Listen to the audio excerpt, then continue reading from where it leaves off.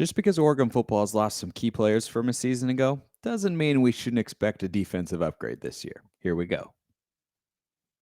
You are Locked On Ducks, your daily podcast on the Oregon Ducks, part of the Locked On Podcast Network, your team every day.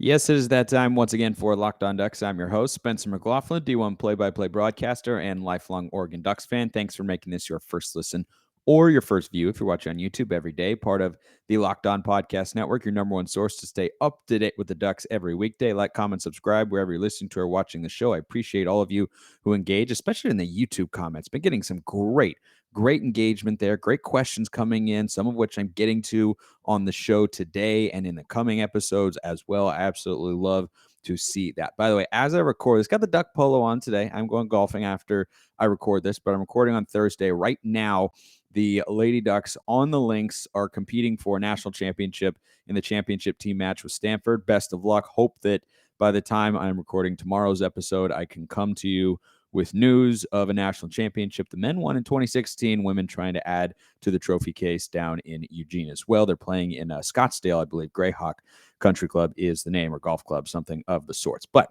we shift to the gridiron, and this is a mailbag question. A couple mailbag questions driving the show, and if you ever want a question answered, you know how to do it by now. Tweet with the hashtag AskLODPod or DM me at Smalls_55 or at Locked On Ducks, or just hop in the YouTube comments. Ask one there. I respond to just about all of them, and I will get to you here. Nick P sends in today's question. What do you see as the floor and the ceiling for the Oregon defense in Dan Lanning's first year? This is a great question because in the age in which you have a bevy of offensive coaches being hired, and it's all about, what kind of offense can you produce? And the rules favor the offense, and schemes are, so smart and innovative that they're very hard to stop. And athletes are so explosive, they're primarily going to the offensive side of the ball. I mean, nowadays, kids growing up, you take the best athlete, you put him at quarterback, and you let him develop from there. This is a fascinating question, one that deserves a full run through, which I will certainly give it here. So here we go. I think right off the top, from a schematic point of view, Dan Lanning and Tosh Lupoi should be an upgrade over Tim DeRuyter, who was not bad a season ago, but I didn't think was great either, given the personnel that Oregon had compared to the other teams in the conference. And just looking at the roster without comparing it to other teams, you got NFL guys all over the place. You had Kayvon Thibodeaux and Noah Sewell, unfortunately, who, were injured here and there and whatnot. But I thought schematically, Oregon fell behind a little bit a season ago compared to what they had with like an Andy Avalos or even a Jim Leavitt when he came to the Ducks. I thought he did a lot of really great things after the Brady Hoke era, which was short-lived as defensive coordinator, thankfully. But you have Dan Lanning and Tosh Lupoi, whose resumes speak for themselves pretty clearly. Lupoi was the co-defensive coordinator in 2017 for Bama, and he was the full-time defensive coordinator in 2018. In 17, as the co-defensive coordinator with Jeremy Pruitt, who was then hired by Tennessee as their head coach for 3 seasons because he did so well there, Bama led the nation in defense. They allowed just under 12 points a game, 261 yards per, kind of that old school Alabama feel, really the last old school Alabama team where you think of the great defense that they had, and they had some really good players, Minkah Fitzpatrick among them. And then in 2018, as the solo defensive coordinator, Alabama fell down to 12th nationally. Again, still very good, but they allowed 18 points a game, which was about 6 more than the previous season, 320 yards a game. But they lost some major pieces. Darren Payne was a high-impact player on the defensive line.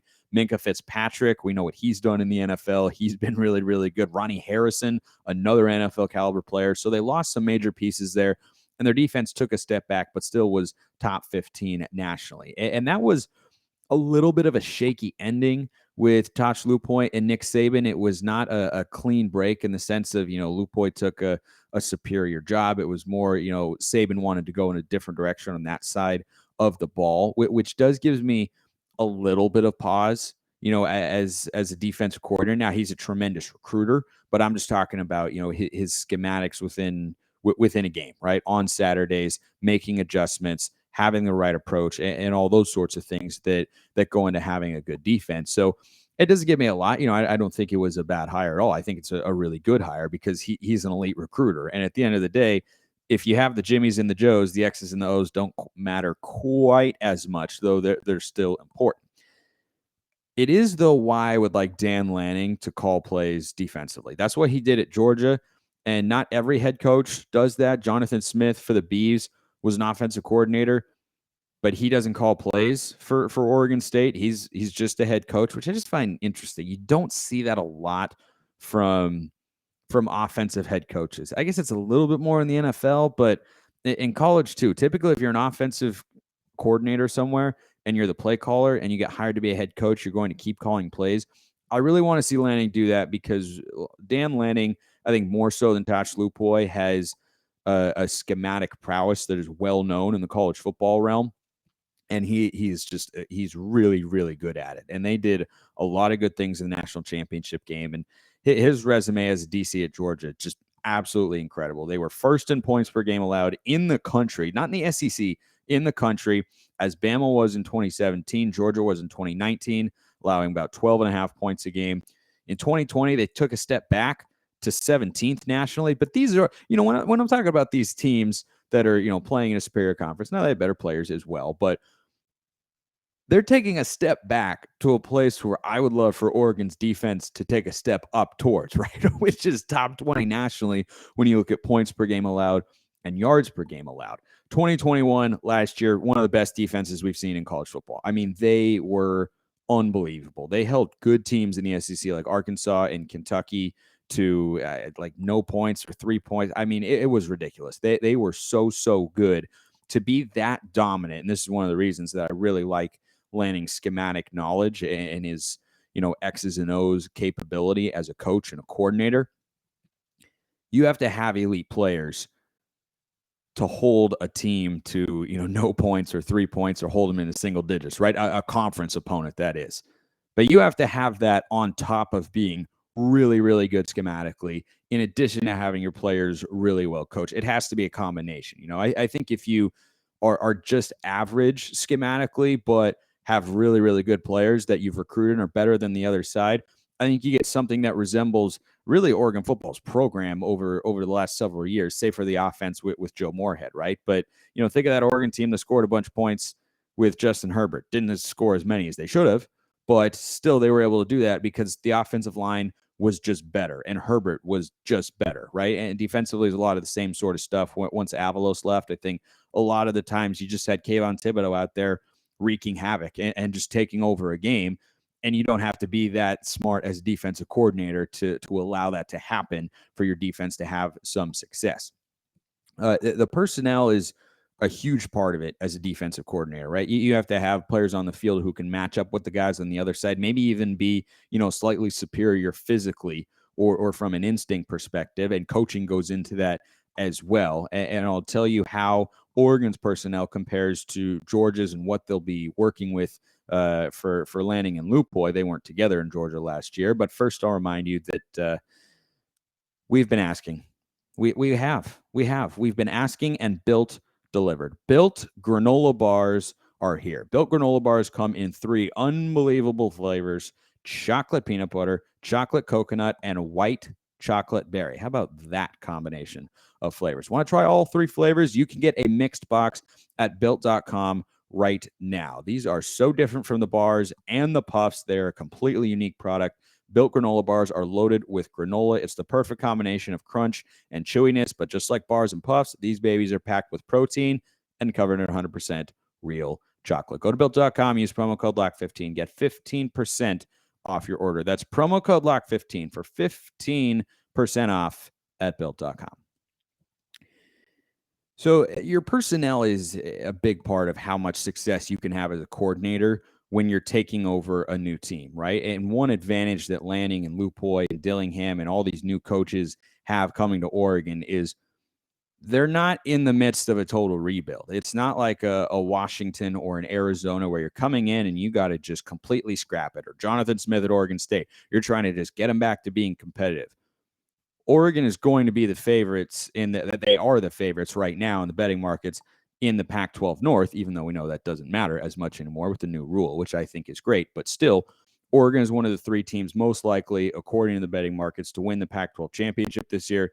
I think that's right about where they should be. And so Lanning and Lupoi are going to come in looking at this defense. Matt Powledge as well, the secondaries coach who is a co-defensive coordinator and comes over from Baylor, where he just coached Jalen Petrie, who was the first team All-American, but he just got selected in the NFL draft. So there are coaches who have been accustomed to coaching high-level players, right? Really big-time players who go on to have NFL careers. And part of the success that these guys have had at their previous stops as co-defensive coordinators or defensive coordinators is they've had some really, really top-end level recruits who have become high-end players and go on to the NFL. They don't quite have the personnel that they're accustomed to. I think compared to what Lanning had a season ago, they certainly don't. I mean, that Georgia defense was insane, right? You had Nakobe Dean, you had Lewis Seen, you had Jordan Davis. I mean, the list goes on, right? 15 players drafted. Most of them were on the defensive side of the ball, and I think it was 5 first-rounders, right? So no one was going to be able to match that. But on a broad level, I think the roster defensively that Dan Lanning is coming in to work with is lesser than what he had at Georgia on an average year-to-year basis. The advantage, though, is the competition he's going up against is not going to be as stiff. This is one thing you have to consider when talking about Bo Nix, right? Is he's coming to Oregon. He's not going up against SEC defenses. Guys are not going to be quite as fast. Defensive lines not quite as dominant. I think Oregon's offensive line much better than what he had down at Auburn a season ago. So the personnel that Dan Lanning and Tosh Lupoi are going to have is something you have to consider when asking the question here from Nick P. originally at the start of this, which is what do you see as the floor and the ceiling for the Oregon defense? So let's look at the personnel first before I give you the final answer there as we turn in this into a whole run through of the defense. Whatnot, but that's okay. That's what we're talking about. That's I'm sure that's what people are interested in and such. You lose Kayvon Thibodeaux, and that's huge. I don't know how you're going to replace that sort of production. The answer is you really can't. I mean, he was just a difference maker every time he was on the field. Mykael Wright, Verone McKinley, those are also guys that you have to consider when talking about, okay, what are the expectations for the defense? But you had Christian Gonzalez in the secondary. Dante Manning should be back after his injury and be totally fine. If he can take a leap forward and become a shutdown corner, I like Gonzalez a lot. I also think he's quietly looked really, really good this spring and looked really good in the spring game as well. Sam Taimani from Washington, big addition this year could be Justin Flo. And I characterize him as an addition because he was hurt so much last year. Right? I mean, we just never really got to see him on the field. You have him and Noah Sewell. If the defensive line could just be competent, the interior should be really good. If you can find some sort of pressure, maybe it's DJ Johnson, maybe it's Braden Swinson, maybe it's Trevin Ma'ai, maybe it's, maybe Dorlus goes out and plays a lot of defensive end. If you can get some pass rush there and get pressure with 4, then I think that you could really have something working because that linebacking unit, in a 4-2-5, you're going to have Sewell and Flo primarily. You have Bossa in there maybe for more passing situations at the linebacking spot. He might also play, kind of some box safety, which is what I always think he should play, as many of you know by now. I think you have some really good-looking players there, but is it less than a season ago? Yeah, McKinley was an absolute ball hawk, led the nation in interceptions. Mykael Wright was, someone who took a step back a season ago, but was still a quality player in the Pac-12 when you're looking at starting members of the secondary, and then Thibodeaux is a massive loss. So there are questions on that Oregon secondary, but overall, I think the expectations when you look at the schematical background of Dan Lanning and Tosh Lupoi, we should expect improvement. I think we should definitely expect improvement statistically from what we saw a season ago with Tim DeRuyter as defensive coordinator. If you didn't know, the Ducks really weren't very good on the defensive side of the ball last year. And the downfield passing game was limited, which begs the question, how exactly did Oregon win 10 games? They just kind of did. I mean, that's kind of a hallmark of the Mario Cristobal era is like, they just won. Didn't always look pretty. Go look at the box score from the Rose Bowl. Oregon had like 200 yards of offense, and they allowed 27 points, and yet they won. They just found ways to win. Forced a couple turnovers, had a big play on special teams. You found ways to win. But I don't expect Oregon to this year make a jump to the top of the conference, But I would say, where they were statistically a season ago, I don't even think that should be the floor. I think the floor should be above where they were. I mean, at the very least, I expect them to be better on that side of the ball. You hire someone like Dan Lanning, who brings in the sort of defensive prowess he has as a coordinator, and Tosh Lupoi, who's got a rich history coaching defenses, college football. Doesn't really matter what personnel is going to be. And Oregon's overall, when you're talking about a first-year coaching staff, is pretty darn good. And it's going to be better than most of the teams they're going up against, save for maybe Georgia and Utah, perhaps.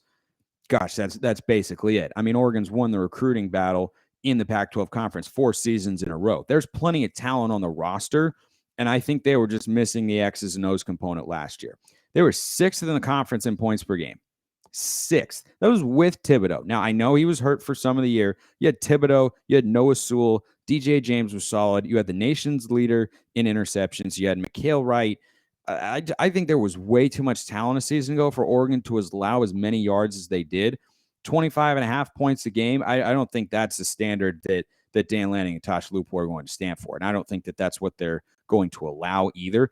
I mean, the team was eighth in the Pac-12 a season ago in yards per game allowed at 370. Now, part of that was inflated because Ohio State put up a bunch of yards, but that's only one game of 13. I just or 14, 10 to whatever it was. But I just think that that's not a level where we should expect them to be again. I think that's the lowest that this defense, with the way that the previous staff recruited, I think that was dramatically underperforming, and we should expect them to be able to take a step up. It's just crazy. Statistically, Oregon last year, last in total passing yards allowed. The only reason they weren't last in passing yards allowed per game is because they played more games than everybody else. But they allowed more passing yards than anybody in the Pac-12 conference last year. Were they pretty good in the red zone? Yes. There was a big bend but don't break component. But if you're talking about a premier defense, the type that we expect Dan Lanning to bring in and bring over from Georgia as much as he can, it'll take him a couple years to build up the sort of recruiting base on that side of the ball where he could have a defense that allows 13 or 14 points a game, right? I think in the future, that's a reasonable expectation. So I think the floor for them is above where we finished a season ago. Statistically, I mean, the rush defense was good. I expect them to be right around there again with the interior of the defensive line being so strong. They allowed about 129 yards a game rushing, but I think they should be above. And I'd say the ceiling with the talent that they've got right now, I don't think they can be the best statistical defense in the Pac-12. I think you're going to have a Utah and a Cal that'll probably be solidly above them. Washington State's defense kind of sneaky nice with a defensive head coach, but again, we should be able to finish above them with the talent that's on the roster, even without Mykael Wright, Verone McKinley, and Kayvon Thibodeaux. I would say that being in the top, let's say four or five. If you're in the top 4 or 5 in yards per game and points per game allowed, I would say that is this defensive staff showing that they're a schematic upgrade from the previous administration. To me, that's improving. That's getting better. And then as the years go on, you expect those numbers to continue to climb. The ceiling, you could see, again, that's where I would expect the floor to be, right? I think you got to be top 5 in the Pac-12 conference in yards per game allowed and points per game allowed, which would be an upgrade from both. They were 6th in points allowed and 8th in yards allowed a season ago compared to the 11 other teams in the conference. I think you should expect top 5 or better, or I would see it as a little bit of a letdown, but I don't expect them to jump up to the very, very top of the conference. I think you'll probably have Utah there. Then you'll probably have Cal. I think Oregon's ceiling is probably 2nd or 3rd. I think you could maybe leapfrog the Golden Bears because their offense is not going to be very good once again. So they're going to, struggle to give their defense time to rest. If they can't have prolonged drive or score any points, it puts a lot of pressure on them and makes it tougher. So I think Oregon's balance there gives you an advantage, but I'd expect Utah to have the best defense in the conference again, even with the losses of Devin Lloyd and Nephi Sewell. They've brought in a couple of good transfers and some promising recruits as well. And Kyle Whittingham just knows how to coach defense year in and year out. So I'll say If you're looking at points per game allowed, I'll say Oregon's ceiling is second. I think the floor is fifth. And anywhere in there, I will be happy with that and consider it an upgrade from what we had defensively season ago, which I think Oregon just allowed way too many just yards, honestly, just too many yards, especially through the air. Third down defense was just abysmal. It felt at times last year. They could not get off the field. So I think there's a number of ways that this staff will improve. And if you're coming in with the resume of Dan Lanning, a national championship, one of the best defenses we've seen in quite a long time in college football, that should be an expectation for Duck fans.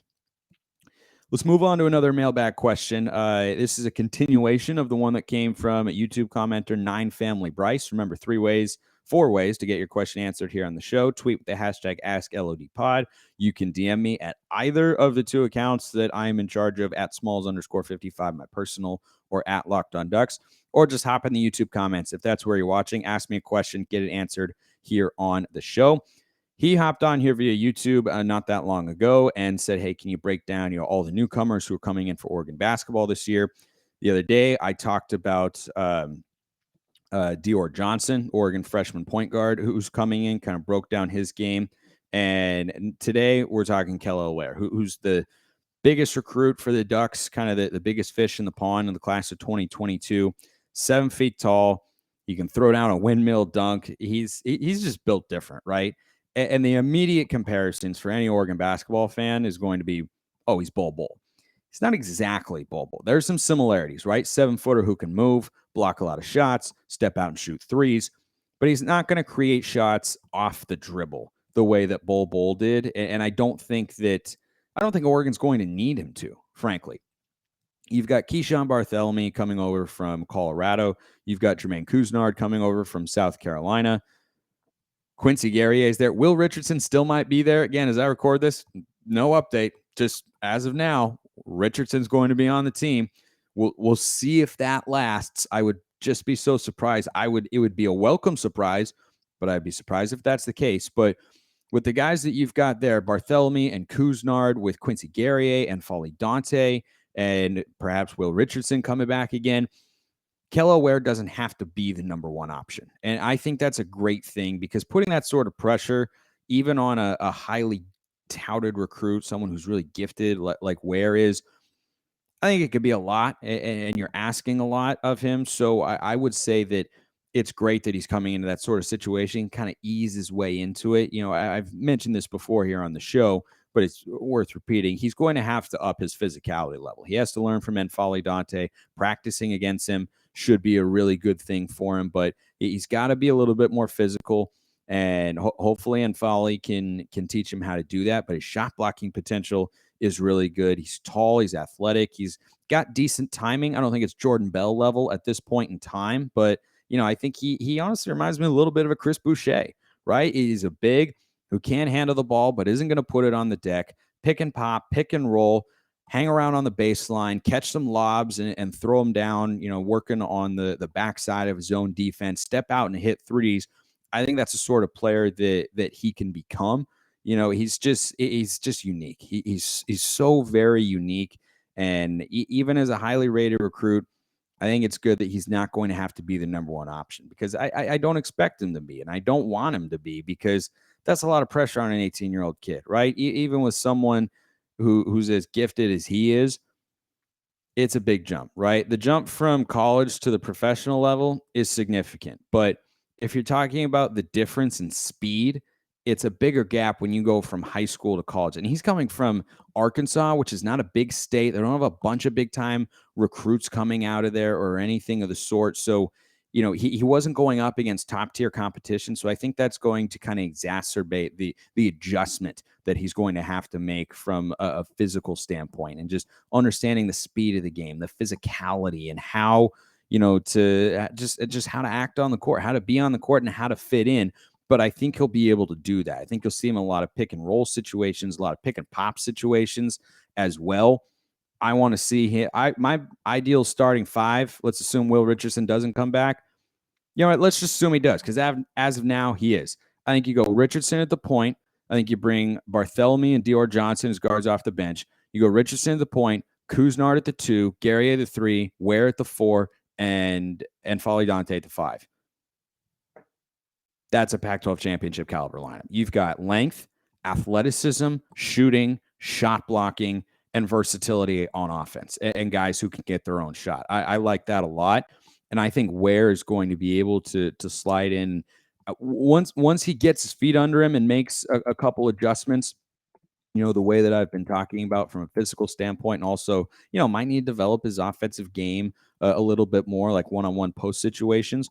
Once he does that, I see him as somebody who could very well average over the last couple months of his freshman season, even average 18 points, 12 boards, a couple blocks.